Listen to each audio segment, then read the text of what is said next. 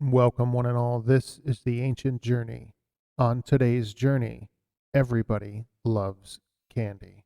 But before we get started, don't forget, if you enjoy our content, hit that like button, share the video, and subscribe. Now let's get started.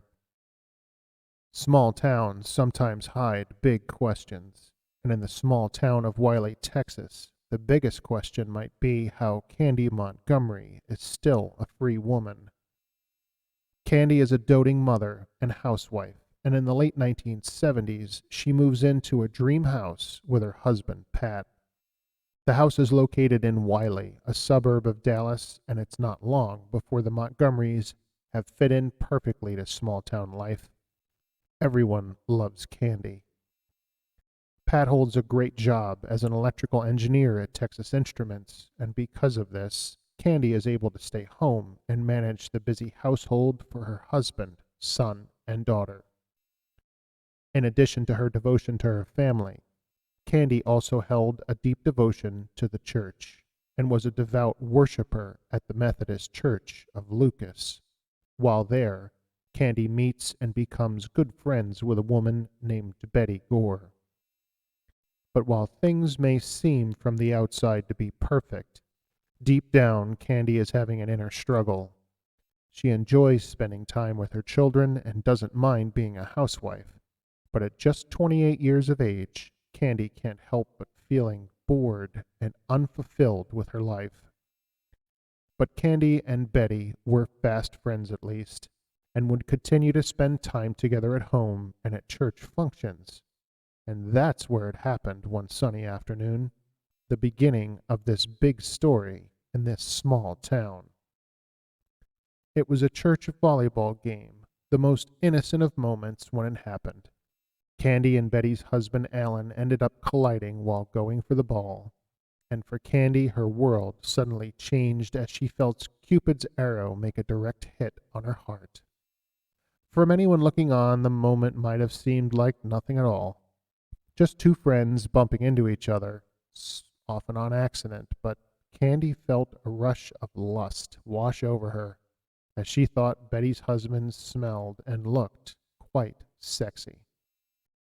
Candy truly had become bored with her life and had told her inner circle of friends of a frustrating sex life with her husband, Pat. She had gone so far as to mention that she might like an affair to spice things up, and now that Alan had bumped into her, she may have found her secret lover. Alan wasn't exactly the type you would think the ladies would go for, with a receding hairline and a pot belly. Alan was more dad bod than hot rod, but people did notice that Candy and Alan shared a very outgoing personality. And Candy was outgoing indeed. After choir practice, one evening, Candy sat in the passenger seat of Alan's car and announced she was attracted to him. Alan spent the week thinking over Candy's announcement. Candy was so different from his wife, Betty. Betty was an elementary school teacher, and the love life between the two was less than fiery. 1 week after her choir confession, Candy makes another confession to Alan, telling him it's an affair that she really wants. Alan begs off, saying he loves his wife too much to do such a thing to her. After all, Betty is pregnant with Alan's baby at the time. But there's something about Candy that keeps Alan coming back for more. And a few weeks later, he calls Candy and asks her to meet him at an auto repair shop in nearby McKinney, Texas. When the two meet up, they have a detailed and sensible discussion around the rules of their affair, even working out the logistics around it. Both agree to keep it a secret and to end it as soon as either starts to have an emotional attachment. This was to be strictly physical. On December 12, 1978, at a small motel in the area, the two begin their relationship. As stated, Alan wasn't much to look at and also wasn't much in the experience department of romance, but Candy thought he had a lot of potential. The affair continued for months, and the sensible duo even found a lower-priced motel option to use. No sense in not being frugal while destroying your marriage. And while Candy did feel bad for her husband, she never felt that way about Betty. In fact, she even threw Betty a baby shower. While Alan and Betty welcomed their second child in 1979, Candy was welcoming a new phase of the affair. She had moved from lust to love. Candy would tell Alan that she loved him, despite their agreement not to get attached. And while Alan is dealing with that, he has another problem to deal with. Betty is starting to catch on that something is wrong. She's noticing that Alan is no longer paying her the attention he once did. She tries to get affectionate with Alan one night, and he turns her down. He is simply too tired after spending the day with Candy. Betty begins to break down over this, convinced that her husband no longer loves her. Alan begins to feel guilty about the affair and about leaving his daughters alone. It's at this point that Betty is prescribed painkillers to keep her nerves in check, and Betty and Alan end up spending a weekend at their church undergoing marriage counseling. Alan sees the light and ends up telling Candy that the affair is over. On Friday, June 13th, 1980, Alan is away on a business trip, and he's getting anxious. Betty, who normally hates to be alone and happily answers his phone calls, is not answering. Ringing the phone off the hook, Alan is left with no choice but to check in with Betty's good friend, Candy.